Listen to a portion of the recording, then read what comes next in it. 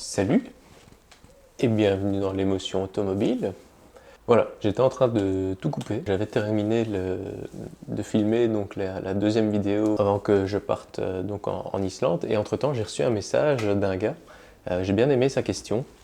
Sa question, c'est exactement, lors d'un road trip, profite-t-on plus de celui-ci avec un cabriolet qu'avec un coupé? Et je trouve que cette question, elle est pas bête du tout. Pourquoi?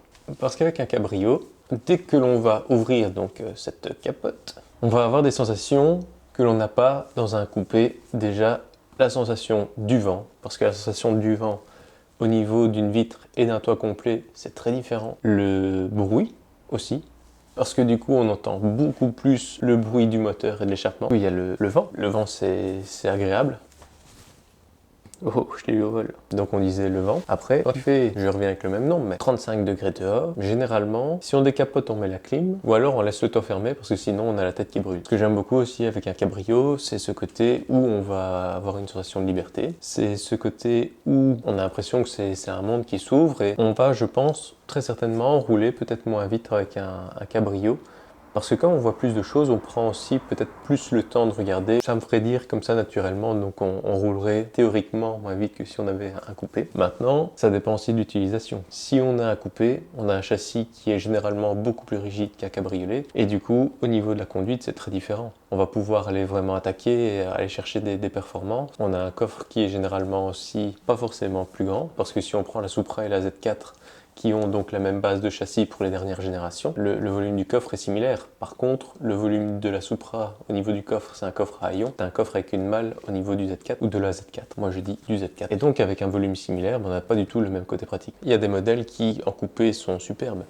La F-Type. Et en cabrio, c'est joli quand c'est décapoté, mais une fois que la capote est remise, pas terrible quoi. Après, il y a un autre point aussi qu'il ne faut pas négliger avec un cabrio, c'est que dans les bons côtés, on disait on prend plus le vent, on prend plus l'air et autres, mais du coup c'est plus fatigant parce que le corps subit justement tout ça. Et puis généralement il y a aussi moins d'espace dans l'habitacle. Dans le coupé, la clim va être plus efficace, on est bien à l'abri du vent, on est bien à l'abri de la pluie. Donc pour les longues distances, le cabrio peut être plus fatigant à cause du bruit et des courants d'air, mais il y a des exceptions. Par exemple, à M4 Cabrio, on a eu l'occasion de faire un trajet de 200 km par l'autoroute décapotée avec donc le filet anti-remous. On avait un temps, il faisait pas extrêmement chaud, il faisait 17 degrés. On avait mis le chauffage de nuque. Je parle pas à ceux que l'on a eu. Hein, voilà. On avait mis le chauffage de nuque, siège chauffant, la température de la clim, je pense qu'on l'avait mis sur une histoire de 23. Et franchement, le trajet était super agréable. Parce que c'est une voiture qui est bien conçue, qui fait en sorte qu'elle nous protège bien du vent. Non, franchement, c'était super agréable. Mais bon, après, si on prend la Lotus, oui, rouler décapoté comme ça, à un moment donné, t'as une tête comme ça à cause du bruit. Là où, par contre, je pense que vous l'aurez deviné, moi je vais sûrement préférer un cabrio pour les road trips, c'est que je trouve qu'au niveau du paysage, on le vit un peu plus. L'expérience, elle est plus immersive en fait. Pour conclure, je pense que c'est chacun son avis et il n'y a pas un choix universel.